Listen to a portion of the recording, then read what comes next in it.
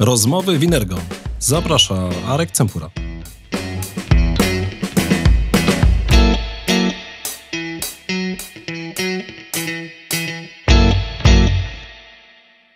Wróćmy do tej ochrony na stacjach końcowych, czyli na ewolucji tego, co się wydarzyło. To skoro jakby te systemy, te klasyczne, które kiedyś nas chroniły, dzisiaj już nie chronią, to co się pojawiło. I okazało się, że pojawiły się systemy, które zostały nazwane systemami typu Endpoint Detection and Response, czyli rozwiązanie, które działa na końcówce, które miało za zadanie robić troszeczkę to inaczej. Patrzeć na to, co się dzieje. Systemy antywirusowe do tej pory były zainteresowane tylko i wyłącznie do momentu uruchomienia, czyli jak coś graliśmy na dysk, próbowaliśmy uruchomić, to one działały, ale jak już coś się uruchomiło, to już z ich punktu widzenia było OK, jak to jest OK, to sobie może działać. Systemy typu EDR, w skrócie Endpoint Detection and Response, uznały podejście zupełnie inne. Ich nie interesowało nic do momentu uruchomienia, a w zasadzie ich interesowało tylko po uruchomieniu. Bo skupiły się na tym, co to dalej oprogramowanie robi. Czyli ono przed mogło być czymkolwiek, ale jak po uruchomieniu, co ono dalej robi? Czy ono nie próbuje właśnie wykonać jakichś złych rzeczy?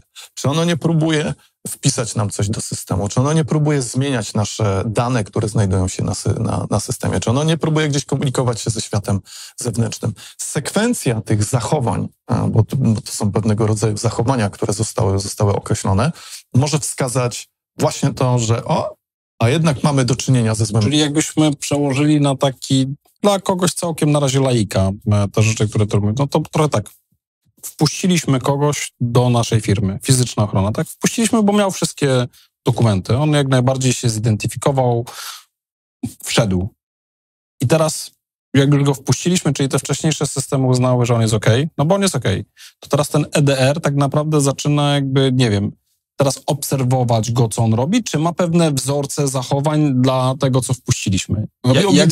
Robi obydwie rzeczy. Po pierwsze, obserwuje go, co robi. Czy nie poszedł do szatni, nie przegląda Dokładnie. nie wszedł na zaplecze sklepu, nie próbuje się dostać do kasy i tak dalej, tak? Dokładnie tak. I nie dość, że go obserwuje, to ma właśnie jeszcze te zachowania, które byłyby złe. Uniwersalnie patrząc, pójście już na zaplecze byłoby być może pierwszym takim zachowaniem, które spowodowałoby, że to nie jest typowe zachowanie. To czekaj, to teraz w tym EDR-ze mamy zdefiniowane obszary, które są jakby takie szczególnie pod nadzorem, czyli tak, jeżeli ty wchodzisz tu, to już wywołuj alarm. Tak jest. I dopiero wtedy będziemy patrzyli, czy ty tam możesz wejść, tak? Bo może się okazać, że ten program będzie potrzebował zmienić jakieś dane, ale to my wtedy zweryfikujemy, czy faktycznie to jest, nie wiem, aktualizacja jakaś systemu, która na nas potrzebuje coś tam nadpisać, tak? Ale na początku, nim wyrazimy na tą zgodę, to najpierw będziemy mieli alarm, że on próbuje zmienić dane rejestru. Może nawet nie alarm, tylko będziemy o tym pamiętali, że oprogramowanie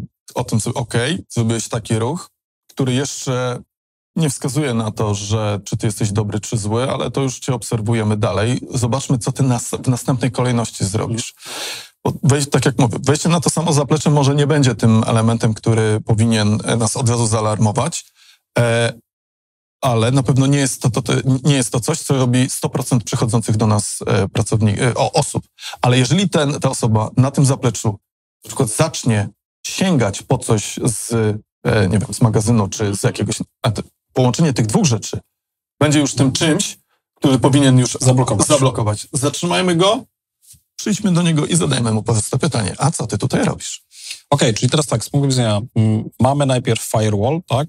Jakby rozwiązanie, które w ogóle nie dopuszcza pewnych rzeczy. To stoi przeważnie na wejściu do naszej organizacji. Potem jak już przeszły, no bo firewall też jeszcze wszystkich wzorców nie ma, one się pewnie tam z czasem zdobywają, jakby ta baza się poszerza i wiadomo, tego nie wpuszczaj, bo ten ma, nie wiem, takich, którzy mają niebieską kropkę na garniturze, nie wpuszczaj, bo oni są też z tej samej jakby organizacji, albo nie wpuszczaj danych z tej firmy, bo wiadomo, że na razie tam idzie jakaś taka podejrzana korespondencja, albo zablokuj tą aplikację, bo ona próbuje nam wrzucić nie dane magazynowe, tylko jakieś dane, które zmienią system księgowy.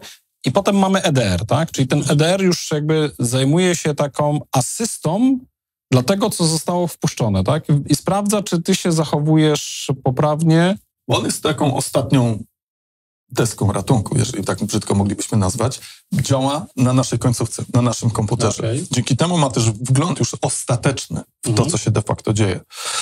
Oczywiście wszystkie systemy sieciowe, które będą działały z przodu w oparciu o swoją wiedzę, nie dopuszczą do różnego rodzaju ataków, ale ostatecznie one nie będą w stanie zobaczyć tego, co uruchomiony proces dalej w tym wypadku robi. Więc to właśnie system EDR-owy w swym aspekcie ma za zadanie obserwować, wykrywać i okazało się z biegiem lat, że jest tym systemem, który doskonale radzi sobie z nowymi zagrożeniami, doskonale radzi sobie z ransomwarem, czyli uniemożliwiając, widząc to, ale też uniemożliwiając przeprowadzenie tego typu ataku, koniec końców, zaszyfrowania naszych danych, czy wyciągnięcia tych danych na zewnątrz. W systemach EDR-owych, i to może być ciekawe, pierwsze systemy, które powstały. Ten termin ukuł się w 2013 roku, więc to już ma trochę lat. Z jednej strony ma trochę lat, z drugiej strony to całkiem świeże. To całkiem młode jest, tak jest. Z punktu widzenia, no właśnie, bo to ciężko w dziedzinie technologii bardzo ciężko określić.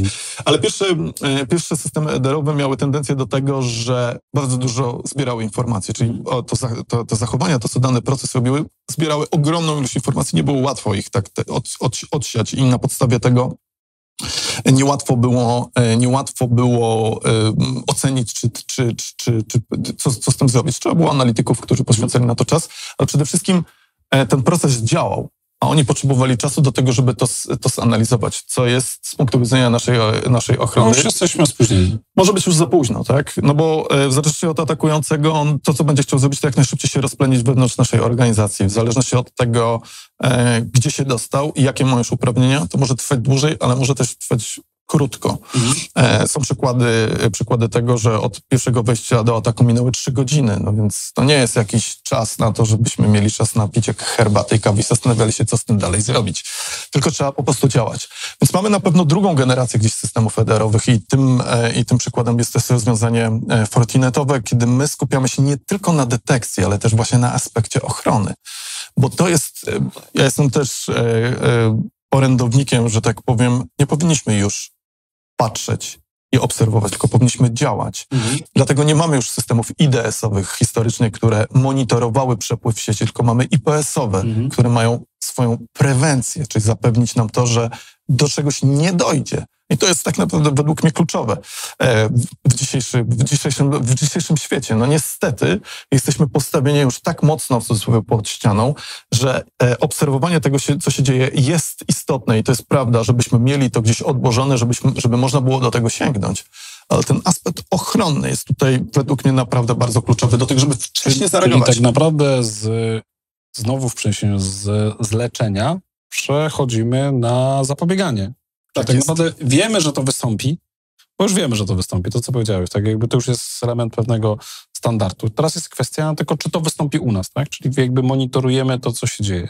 Bo zapomniałem jeszcze się odnieść do tego, co powiedziałeś, bo to nie jest kwestia, czy zostaliśmy zaatakowani, ewentualnie kiedy, tylko czy już adwersarz jest u nas. To i tak trzeba pomyśleć. Okej. Bo to czyli, jest, że będziemy, tak. tylko jeszcze nie wiadomo, czy to dzisiaj. Albo już jesteśmy i o tym nie wiemy. Okej, dobra. Ten EDR, to jest tak, że to każda firma powinna to rozważać? Czy jaki rachunek sumienia sobie trzeba zrobić wcześniej, żeby w ogóle myśleć o takim rozwiązaniu EDR-owym? I to jest doskonałe pytanie, bym powiedział, na którego niestety nie ma idealnie łatwej odpowiedzi. Ze względu na to, że systemy antywirusowe miały tendencję do tego, że się je instalowało i się o nich zapominało. Mało kto tam do nich zaglądał, raczej były od strony utrzymania, trzeba było dbać, żeby się aktualizowały. Systemy EDR-owe nie mają z takiej swojej natury, raczej mają tą naturę taką, że potrzebujemy tam zaglądać, bo czasami oprogramowanie też nie będzie nigdy idealne. Potrzebujemy tego elementu białkowego, jeżeli tak brzydko mogę go nazwać, który zobaczy i skoreluje pewne rzeczy. Oczywiście cały czas oprogramowanie rozwija się w tym kierunku, żeby ten człowiek na koniec dnia był jak najmniej potrzebny, ewentualnie on potrzebował tylko podjąć finalną jakąś tam decyzję, no ale jednak EDR będzie takim systemem, który wymaga jakiegoś nadzoru. I mamy 2 podejścia de facto. Pierwsze z podejść to taka, że mamy organizację, która jest do tego przygotowana. Czyli mamy zespół bezpieczeństwa, mamy osoby, które zajmują się tym bezpieczeństwem, których celem istnienia w firmie jest właśnie wyszukiwanie być może adwersarzy w naszej organizacji. I oni są w stanie nie dość, że zaglądać do tego systemu, są beneficjentem tego systemu, bo to jest kluczowe. Bo skoro to oprogramowanie jest w stanie obserwować to, co dzieje się na naszych komputerach, na naszych serwerach, to jest w stanie jednocześnie je zbierać. To ci ludzie na podstawie tych informacji, które są zebrane, mogą szukać, czy przypadkiem nie doszło tutaj do czegoś, co to oprogramowanie nie wykryło, a ślady, które atakujące zostały, powodują, aha, to się dzieje. Albo byłeś tu i teraz trzeba byłoby znaleźć, co się wydarzyło, albo jesteś w ogóle, tak? Bo to znalezienie szczególności jesteś będzie miało kluczowe. No ale nie każda organizacja będzie miała taką grupę osób. Więc w wypadku systemów EDR-owych pojawiły się też dodatkowe usługi. Nazywane są one Managed Detection and Response, czyli usługi, które mają za zadanie odciążyć klientów od tego typu elementów, czyli dać im kogoś, kto będzie nadzorował ich środowiska i za nich pełnił tą taką rolę nadzorczą w tych systemach. Więc ten EDR wymaga ode mnie uwagi, ode mnie jako firmy. Czyli to nie jest tak, że ja sobie zainstaluję tego EDR-a i idę znowu jakby tam spać spokojnie. Tylko, nie do końca, niestety nie do końca. Tylko muszę jakby cały czas z nim współpracować, wyciągać te informacje, które on mi dostarcza. Wymaga raczej zaglądania niż nie. Oczywiście konfiguracja tego systemu na początku jest istotna. Później to nie jest tak, że trzeba tam siedzieć 8 godzin dziennie, czy tam 24 godziny na dobę, bo to żebyśmy się też dobrze zrozumieli, to aż takiej uwagi nie wymaga, ale wymaga jednak zaglądania. Ze względu na informacje, które tam są zbierane, ze względu na to, że każda z naszych organizacji też ewoluuje. Zmienia się oprogramowanie, dochodzi nowe i tak dalej, więc to powoduje, że jednak ten nadzór, może nie 8 godzin dziennie, tak, ale jakiś jest w wypadku tych systemów konieczny, bo ten nadzór ma nie tyle to jest nie tyle nadzór nad oprogramowaniem, to jest nadzór nad wydarzeniami wewnątrz naszej organizacji. Maciej, a propos tego EDR-u, no powiedziałeś teraz tak, że każda firma ma te swoje doświadczenia, zbiera te informacje dotyczące tego, czy ktoś tam wszedł, czy ktoś już tam jest, co robi. To teraz, czy przyjętą jest taką powszechną praktyką, że te firmy trochę dzielą się tymi informacjami, na przykład z Fortinetem i Fortinet buduje pewną bazę wiedzy, taką trochę jakby automatyzującą, czyli tak naprawdę możemy sobie już pobrać pewne wzorce i zobaczyć, czy one u nas wystąpiły. To odpowiedź należałoby podzielić na te dwa etapy. Z jednej strony, od strony EDR-a, to, co się dzieje na endpointach, jest w pewien sposób określone i to są pewnego rodzaju zachowania, które są jakby publicznie dostępne. I tylko od strony technologii jest pytanie, w jaki sposób dostrzec te konkretne zachowanie. To, o czym mówisz, to współdzielenie się taką wiedzą na temat różnego rodzaju zagrożeń i Fortinet też jest tego częścią. Pewno powinienem wspomnieć to też na początku naszej rozmowy o historii firmy. W 2014 roku Fortinet był jedną z firm, która właśnie dała podstawę do tego, zakładając Cyber Threat Alliance, czyli takie stowarzyszenie włącznie z innymi firmami, z innymi producentami rozwiązań bezpieczeństwa na tamten czas, by tego typu informacjami móc się wymieniać. By ostatecznie firmy, będziemy się zawsze różnili, walczyli między sobą od strony technologii, ale właśnie wymieniać się tymi informacjami, które zostały zdobyte przez nas, przez producentów z różnych miejsc, tak? Bo wiadomo, że nie każdy producent będzie wspólny. No i to stowarzyszenie w 2015 roku opublikowało taki dokument Cryptowall Crimeware, opisujący też właśnie, jak działają cyberprzestępcy, ale zbierając doświadczenia tych czterech firm, które założyły na początku to stowarzyszenie, pokazując de facto, jak wymiana się tego typu informacjami może być korzystna jakby dla całego świata, w tym momencie uniwersalnie patrząc z punktu widzenia bezpieczeństwa. Po tamtym okresie czasu więcej firm dołączyło do tego stowarzyszenia, gdzie wymieniają się tego typu informacjami. To jest jedna strona. Z drugiej strony zarówno my, jak i inni też producenci analizują zagrożenia. Analizują w rozumieniu takim, że patrzą, jak jest zbudowane, z drugiej strony jak się zachowuje, ale też czego korzysta, budując tego typu, może nie wzorce, ale opisując to, co dane oprogramowanie robi i tworząc w ten sposób zawartość, która może być później skonsumowana przez rozwiązania, w tym wypadku również przez Fortinetowe rozwiązania, odciążając też użytkowników od tego, by musieli robić to manualnie. Owszem, jest to publikowane, co należałoby sprawdzić, czy tego typu śladów nie ma wewnątrz naszej organizacji, ale jest to dostarczane też w postaci gotowego kontentu. Czyli tak naprawdę jest jakaś taka szansa już pewnej automatyzacji, jakby sprawdzenia, czy odpytania może jakby bazy, tak? Jest, nie ma, jest, nie ma. Dopiero potem resztę sobie analizujemy. No okej, no teraz mamy tego EDR-a, no ale tak naprawdę teraz powiedziałeś, wymaga to też trochę zaangażowania po stronie firmy, no bo trzeba przeanalizować, co tam się zgromadziło, tak? I wysnuć z tego wnioski, tak? Czy to właśnie tak jak powiedziałeś, czy było, jest, a może właśnie już było. No teraz rozumiem, że duże organizacje tworzą sobie jakieś takie, mają centra, takie bezpieczeństwa, no bo tak naprawdę moje doświadczenia w banku pokazują, no były całe zespoły, które to się zajmowały, no bo bank z definicji jest atrakcyjny. Tak jest. Do tego, żeby wyciągnąć te pieniądze, pomysłów, myślę, że moglibyśmy godzinami rozmawiać o tych, o których wiadomo, albo o tych, o których jeszcze nie wiadomo, jakie były różne pomysły i z wykorzystaniem ludzi, ale też z wykorzystaniem systemów. No i teraz z czego oni korzystają poza takim EDR-em? Ja spotkałem się z takim pojęciem SIEM. Teraz co to znaczy, czym to jest w ofercie Fortinetu i dlaczego powinienem to mieć? Po jednym elementów tej cyberstrategii, o której rozmawialiśmy w tym etapie procesów, będzie też reakcja na incydenty i w ogóle posiadanie informacji o tym, że doszło do jakiegoś zdarzenia. Jak to zrobić w zasadzie? To, co mamy na urządzeniach bezpieczeństwa, to mamy logi, które tam opisują to, co się wydarzyło. Tylko jakby problem jest taki, że dużo mamy tych rozwiązań bezpieczeństwa. No bo akurat tak cały ten świat bezpieczeństwa wykreował się w międzyczasie, że mieliśmy problem i przeważnie powstawała technologia lub technologie do zaadresowania tego konkretnego problemu. Stąd też mamy rozwiązanie do tego, mamy system EDR-owy, mamy rozwiązanie typu firewall i tego typu rzeczy, które pełnią jakieś tam swoje funkcje. Więc z punktu widzenia takiej osoby zajmującej się bezpieczeństwem, co musielibyśmy zrobić? Musielibyśmy skakać pomiędzy tymi rozwiązaniami i tam zaglądać do tych zdarzeń i być może nie potrafilibyśmy wyłuskać tego, co jest najistotniejsze. Bo być może powiązać. Dokładnie tak. No łatwo sobie wyobrazić chociażby z 3-4 urządzeń, jak mielibyśmy zobaczyć tutaj, jeszcze format, załóżmy, że to będzie 4 różnych producentów.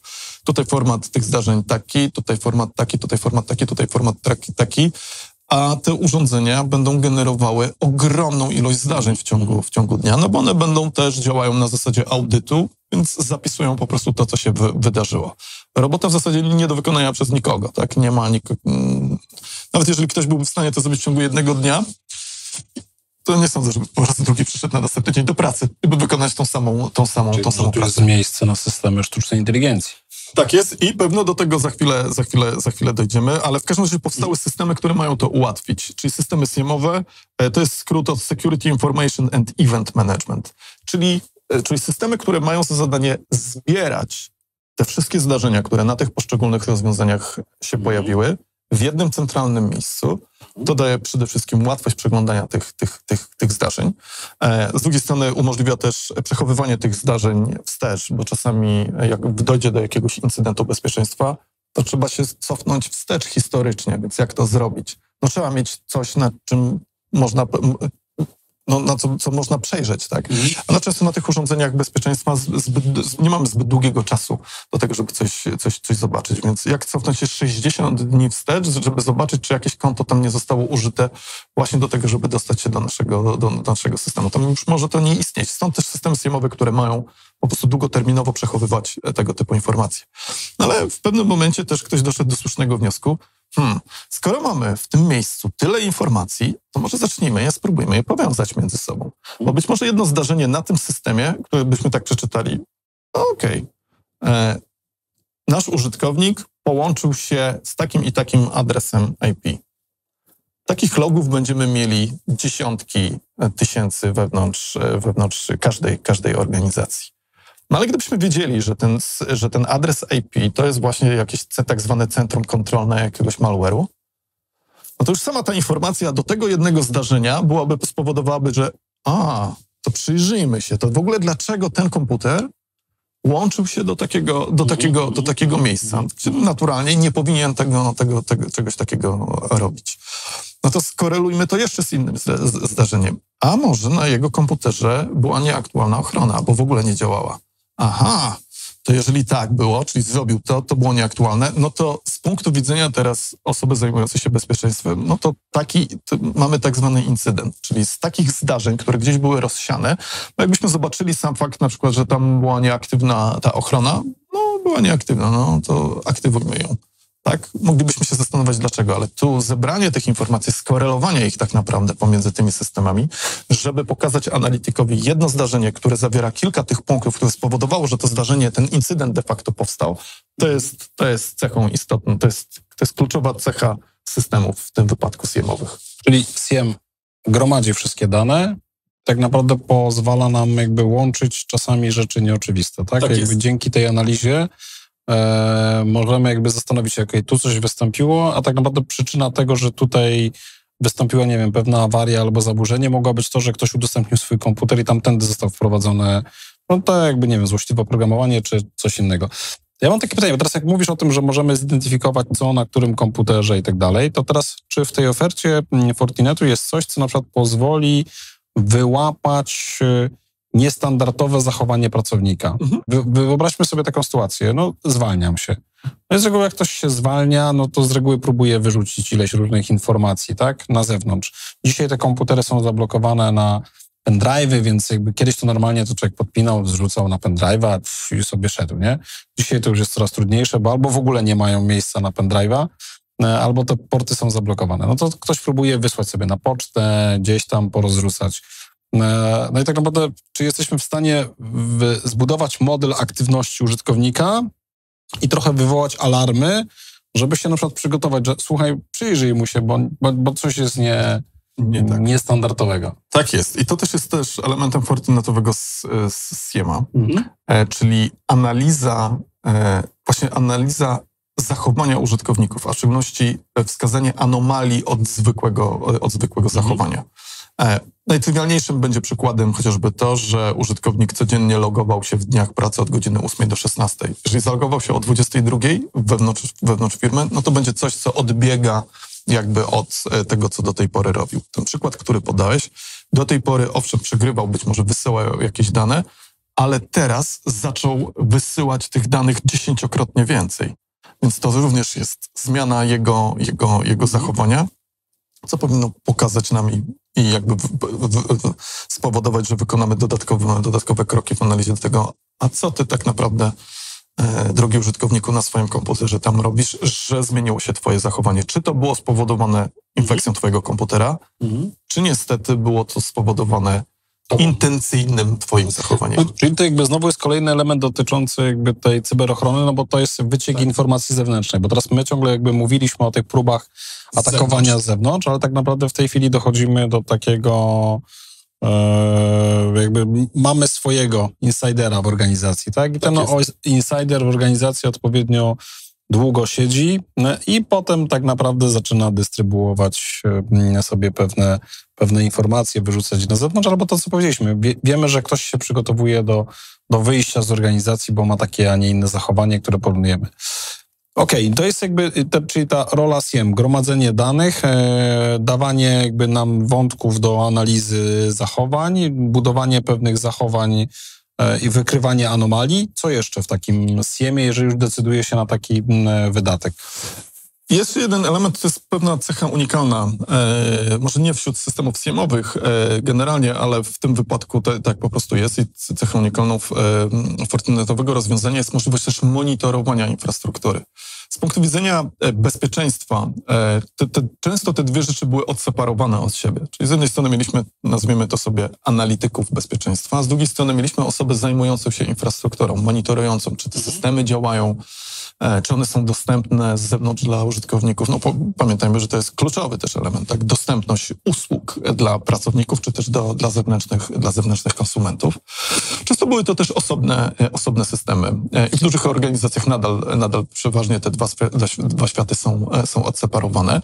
Ale mniejsze firmy nie mają aż tak, powiedziałbym, dobrze. Więc w naszym rozwiązaniu łączymy te dwa aspekty, czyli mamy możliwość z jednej strony analityki takiej tej bezpieczeństwa, ale z drugiej strony możliwość monitorowania, czy dane usługi, dane aplikacje są dostępne, co tam się wydarzyło, czy przypadkiem nie mamy do czynienia, czy systemy, które działają, nie są za bardzo zbytnio obciążone i to możemy też uwzględnić w regułach korelacyjnych. Czyli jeśli coś się wydarzyło i nie wiem, przyszedł tam jakiś plik, który został ściągnięty na przykład na serwer i tuż po tym wzrosła utylizacja procesora, no to są rzeczy, które można skorelować i powiedzieć, przyjrzymy się temu. To może być, no nie wiem, chociażby aspektem tego, że uruchomiliśmy jakiś malware na stacji końcowej, który zaczął nam kopać kryptowalutę albo jakiś atak się w ten sposób powiedz.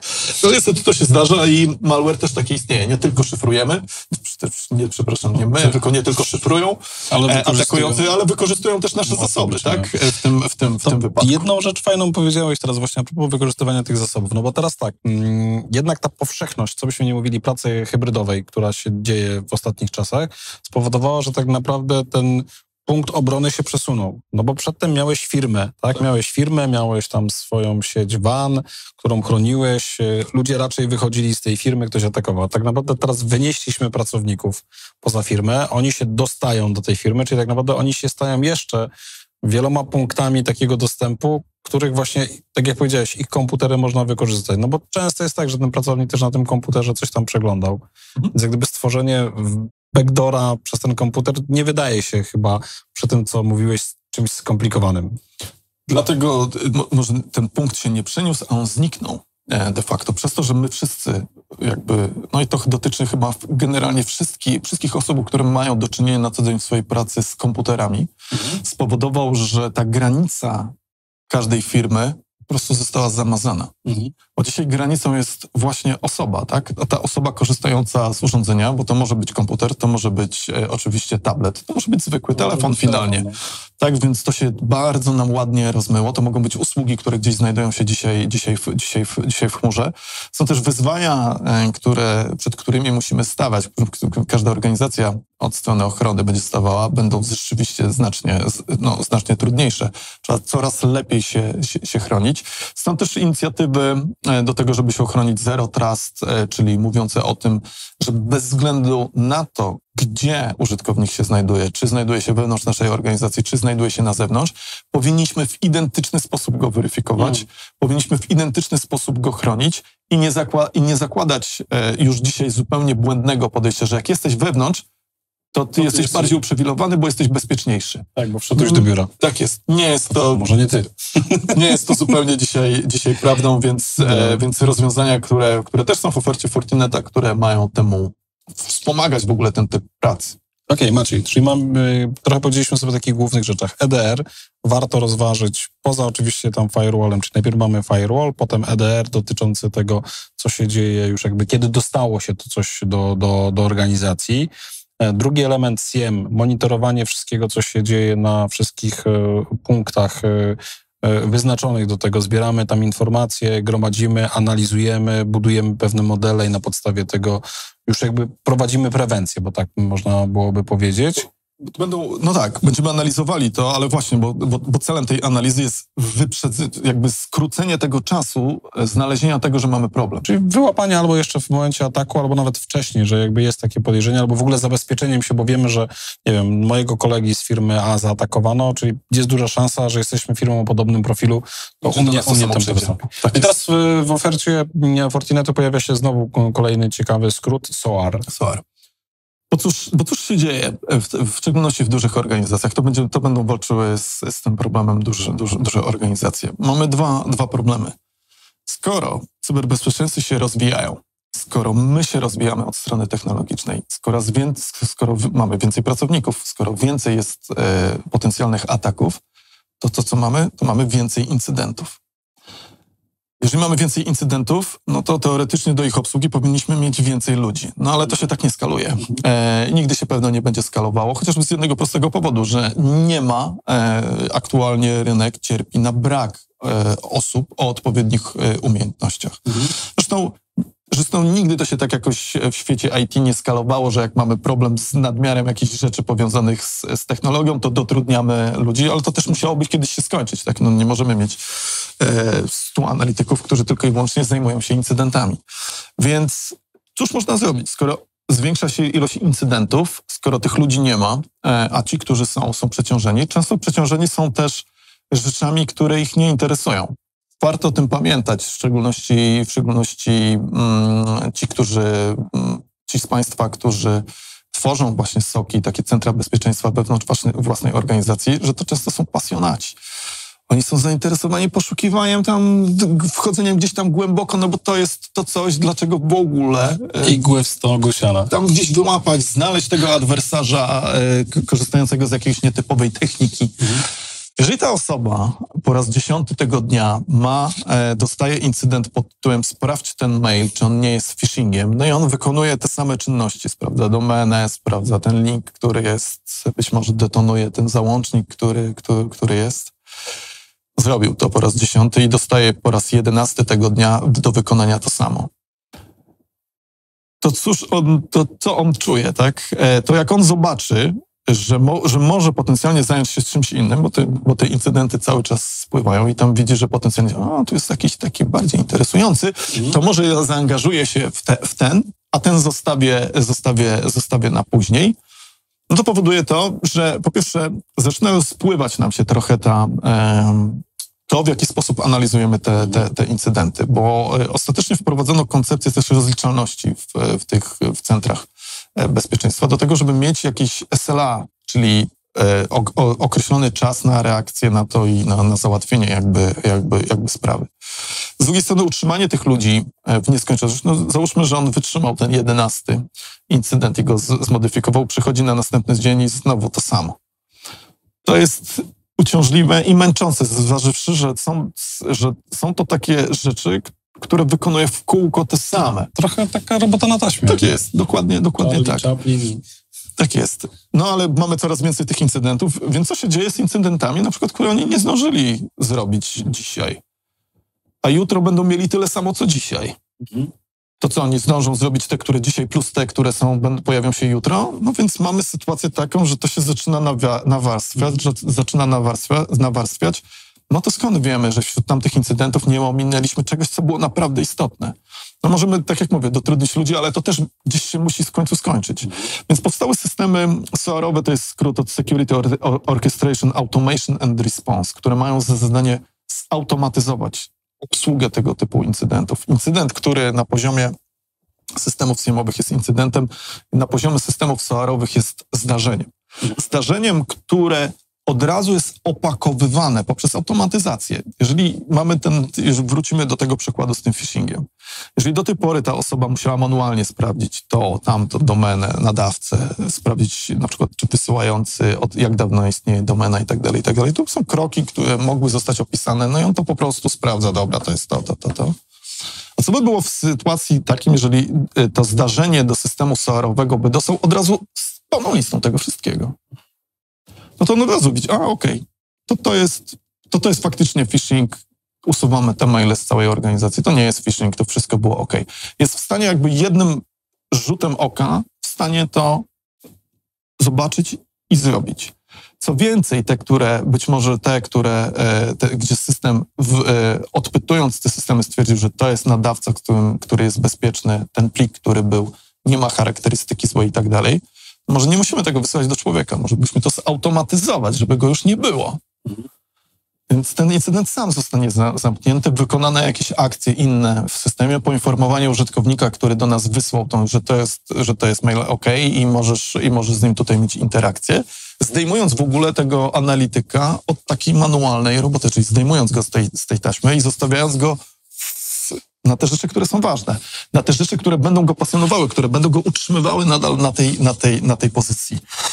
Więc to jest taki najtrywialniejszy przykład tego, gdzie te systemy SOAR-owe mają rację bytu i szacuje się, tu akurat Gartner szacuje, że każda organizacja posiadająca tam minimum 5 takich analityków bezpieczeństwa z tych systemów będzie w taki czy inny sposób musiała skorzystać. Czyli to jest rodzaj takiej jak automatyzacji, takiej robotyzacji jak back office.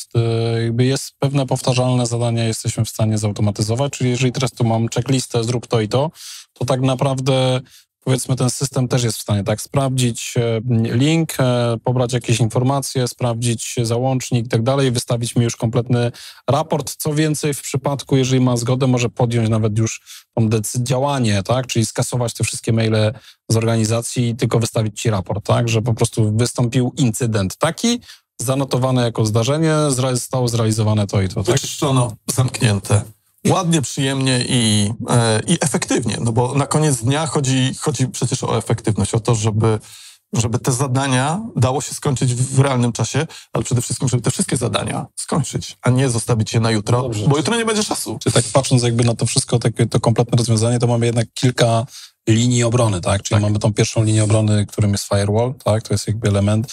Drugim mamy EDR, który coś tam. Potem jednak coś jeszcze mogło przeniknąć, tak?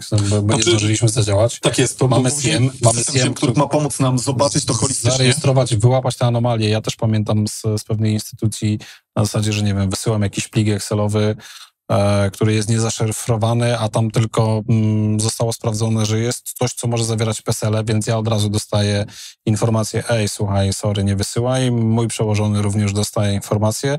To nic, że ja dam informację, że to są fejkowe PESEL-e, bo są potrzebne do czegoś, ale jest format PESEL-a, więc to jest jakby taki element. No i SOAR, który zbiera te dane, automatyzuje pewne procesy, realizuje je samodzielnie po to, żeby ludzie mogli się skupić nad tymi wątkami, których tam jeszcze nie ma, tak, ciekawszymi aspektami.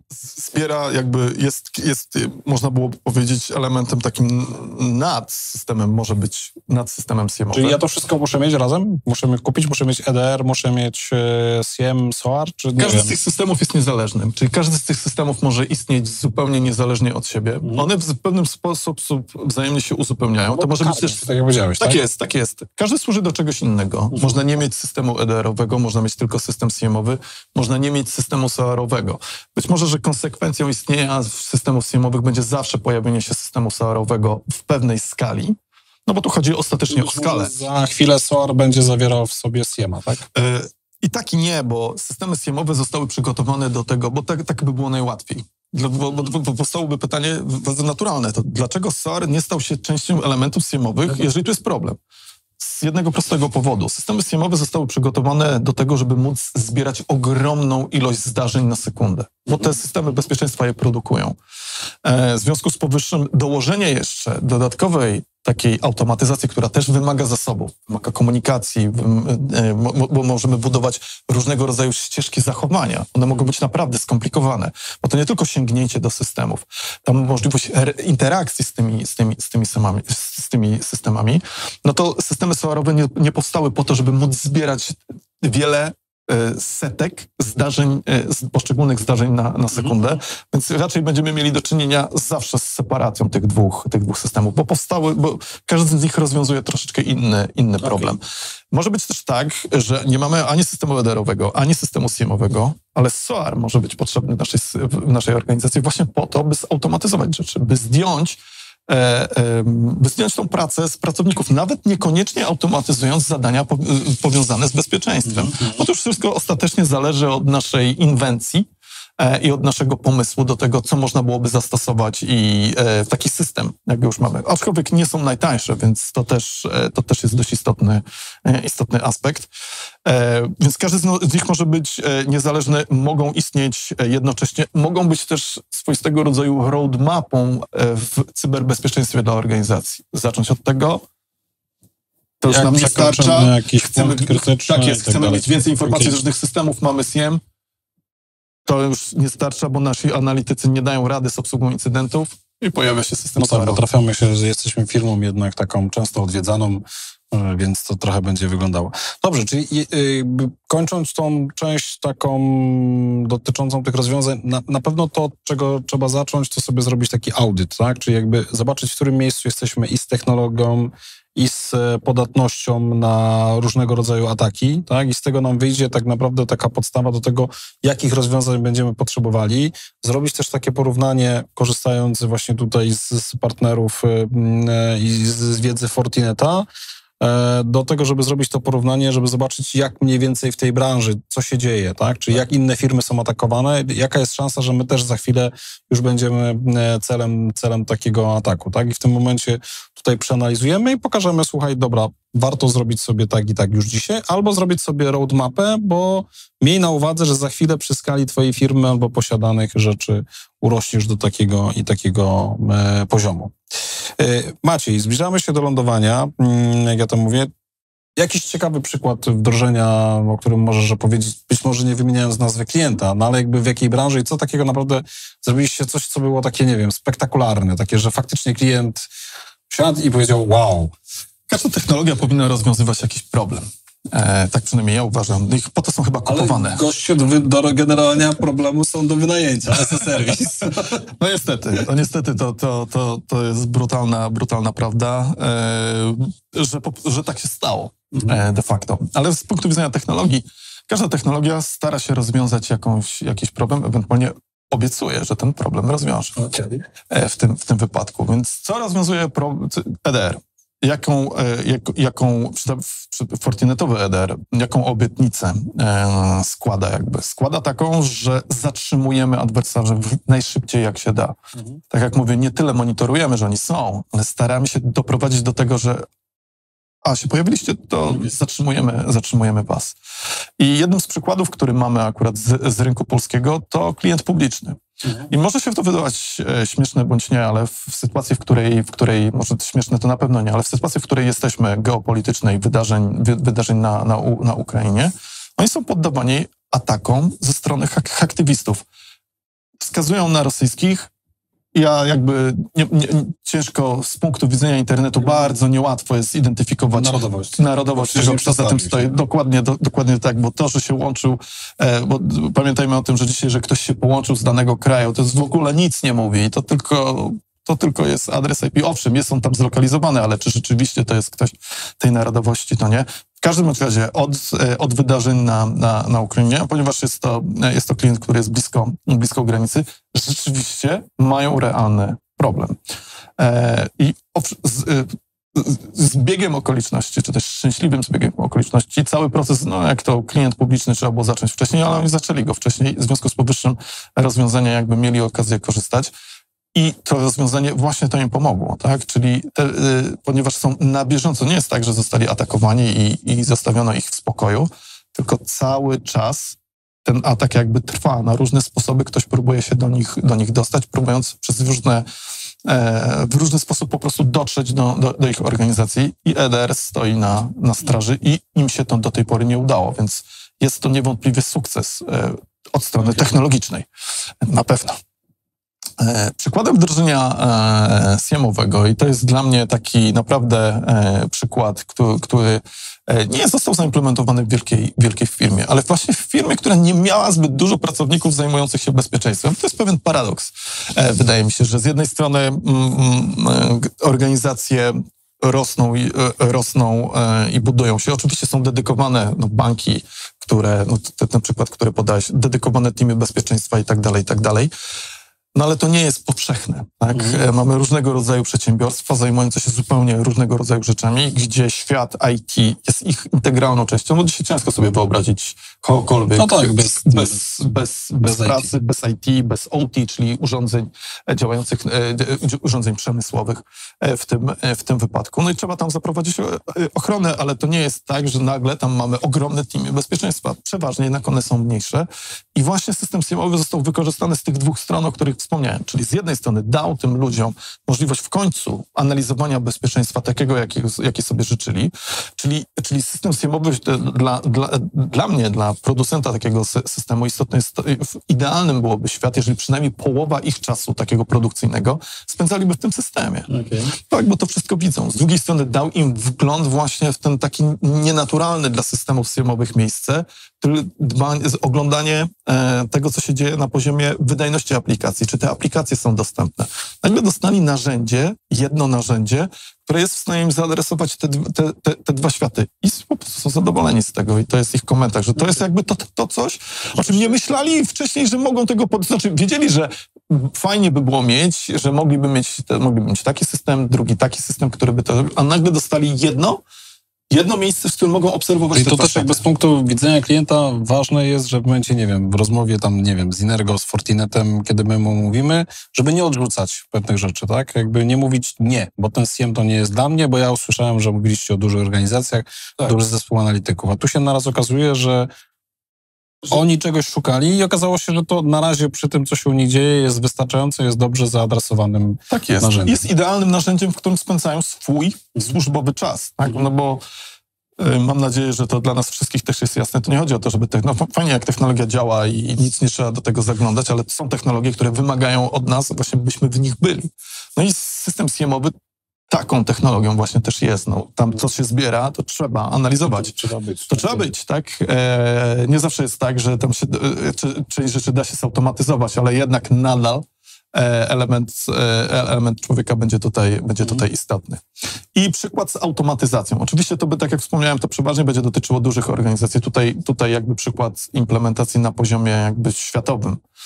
Kiedy jeden z w wypadku dużych producentów ropy na świecie, oczywiście on rozproszony po całym świecie, miał kilka takich centrów bezpieczeństwa. I ponieważ oczywiście jak każda duża firma rośnie, dokonuje jakiejś akwizycji, przejmuje inne firmy, no to jakby nabywa różnego rodzaju technologie, ludzi i tak dalej. I każdy z tych teamów był zupełnie jakby niezależny, każdy był wyposażony w zupełnie inne technologie. I u niego to mu się sprawdzało. I tak jest, każdy z nich był sumarycznie zadowolony. Oczywiście cierpieli na te problemy, no i powstał problem, no to co my możemy zrobić? No i okazało się, że Fortinetowy SOAR stał się właśnie tym takim uniwersalnym rozwiązaniem, które umożliwiło zbudowanie głębokiej współpracy pomiędzy tymi trzema niezależnymi centrami bezpieczeństwa. Stał się systemem, który zunifikował. Tamte wszystkie technologie zostały. I one były, ale oni jakby zrobili krok wyżej i dzięki temu zunifikowali całą współpracę między sobą, bo trzeba pamiętać, że SOAR to też możliwość budowania pewnego rodzaju schematów zachowania. Dzięki temu, czyli to, w jaki sposób z incydentem powinniśmy postępować, czyli kroki poszczególne, które powinny zostać zrobione, ponieważ mogą zostać tam udokumentowane, więc bardzo łatwo też edukować nowych pracowników. Właśnie chciałem zapytać, czy ten SOAR może być jakby takim elementem do edukacji, bo to, o tej edukacji dosyć dużo mówiłeś. Powiedziałeś, że jakby to są ważne te rzeczy, żebyśmy edukowali i weryfikowali nabytą wiedzę, tak? Czyli nie tylko w postaci przeklika i tam e-learning i odpowiedz na pytania, bo to jest też ważne, ale tak naprawdę czasami, wypuszczenie takiego szczura i sprawdzenie, co się dzieje, czy ludzie reagują odpowiednio, tak? Sam SOAR może nie do tego będzie służył, ale ten element edukacyjny jest w stanie dla nowych pracowników pracujących właśnie w centrach bezpieczeństwa może być, bo będą widzieli to, co się dzieje, bo będziemy mieli też ten akurat Fortinetowy SOAR też jest wyposażony w taką pomoc, gdzie można było powiedzieć, budująca się sztuczna inteligencja, która miała okazję obserwować to, w jaki sposób wcześniej incydenty były klasyfikowane, co się z nimi działo, zdarzenia, nie incydenty były klasyfikowane, może pomóc i podpowiedzieć, no słuchaj, do tej pory to tego typu zdarzenie było klasyfikowane jako to. Proszę bardzo. I dzięki temu jakby świeża osoba od razu nie dość, że ma dokumentację, co ma dalej zrobić, ale ma też kogoś, taką osobę nadzorującą, nie człowieka, która potrafi podpowiadać, słuchaj, to trzeba byłoby pójść w tym kierunku. No tak, czy to są jakby już takie pewne jakby sugestie, rekomendacje. Tak, rekomendacje, i to może ją sprawdzić i tak dalej. No dobrze, szanowni państwo, cyberochrona to jednak proces ciągły i nie zwalnia się nikogo z tego, żeby był częścią cyberochrony. Istotne jest ludzie i ich edukacja. To jest jakby dosyć ważne. Sprawdzanie tej wiedzy, weryfikowanie. No i kwestia dotycząca systemów. Systemy będą działały, będą nas wspierały, będą rozwiązywały wiele problemów, pewnie z czasem będą jeszcze doskonalsze, bardziej zautomatyzowane. Natomiast nie ma czegoś takiego, że one same sobie poradzą. Jeżeli my będziemy zachowywali się niepoprawnie w naszej organizacji, no to bez względu na to, ile wydamy pieniędzy na różnego rodzaju rozwiązania, to nam to nie pomoże. Także miejcie w głowie to, że cyberochrona jest istotna. Macie jakieś słowo na koniec? Coś chcesz zwrócić uwagę takiego, żeby wybrzmiało jeszcze w naszych głowach? Albo tam już, nie wiem, zagnieździło się w takiej naszej pamięci. Nie zapominajmy o testowaniu technologii. I nie zapominajmy o tym, że technologia też potrzebuje wydatków na to, żeby została dobrze zaimplementowana. To jest coś, co mamy tendencję do pomijania, ewentualnie bagatelizowania, ale skoro inwestujemy w coś, to postarajmy się wyciągnąć z tej inwestycji tyle, ile się da. Szanowni Państwo, gościem rozmowy w Inergo był Maciej Wanicki z firmy Fortinet, a Państwa zapraszamy do kontaktu z Inergo. Przejrzymy się Waszym systemom, przedstawimy ciekawe rozwiązania. Jeżeli będziecie zdecydowani, to również pomożemy ich w wdrożeniu. Zapraszam na kolejne i inne do tej pory odbyte rozmowy w Inergo na webinary.inergo.pl. Dziękuję bardzo, dziękuję Państwu.